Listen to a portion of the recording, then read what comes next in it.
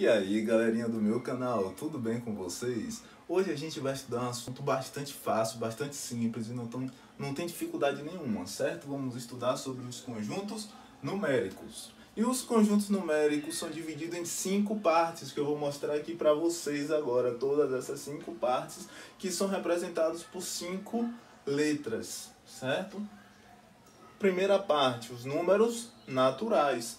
Quem são os números naturais? São aqueles números iniciais. Sabe quando a gente aprende os números lá na nossa infância? Que são os números positivos e o zero. Então, quem são os números naturais?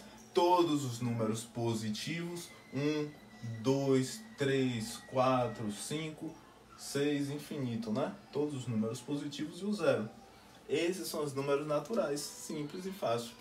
Quem são os números inteiros, pessoal? Os números inteiros são o que? Os positivos, o zero e os negativos. Portanto, os números inteiros são todos os naturais mais os negativos. Ou seja, inteiros, positivo, zero e os negativos. Beleza? Vamos agora para os números racionais, representados pela letra Q. Os números racionais são divisões de números inteiros, certo? Você pega quaisquer dois números inteiros e divide eles se tornam o quê? Números racionais. Ou seja, números racionais são frações. Frações de quê? De números inteiros. Você pega dois números inteiros e divide, vai dar sempre o quê? Um número racional. Ou seja, um número racional é um número natural, um número inteiro também. Certo? Pode dar um número natural, como pode dar um número inteiro. Por exemplo, esse exemplo aqui que eu coloquei, ó, 10 sobre 2 vai ser 5. 5 é o número natural e 5 é o número inteiro. Ou seja, os números racionais, eles englobam os números naturais e os números inteiros. Agora tem esse diferentão aqui, ó. Os números irracionais, representados pela letra I. Certo? Esse diferentão aqui, ele é... Por isso que eu estou falando diferentão, hein? Porque ele é diferente dos outros. Certo? Ele é um número que a gente não sabe o fim dele. Ele não tem fim. Certo? Por exemplo, raiz de 2. Quando você vai calcular a raiz de 2, ela não tem fim. Não só a raiz de 2, por exemplo, a raiz de 3 também não tem fim. Certo? Diversas raízes, raiz de 31 também não tem fim. Ou seja, diversas raízes são números irracionais. Por quê? Porque não tem fim, a gente não sabe, não conhece os últimos números. Não tem como a gente saber quais são os últimos números. Então, eles são o que? Os números irracionais. E por último, os números reais. Quem são os números reais? Todos os números. Número natural é real.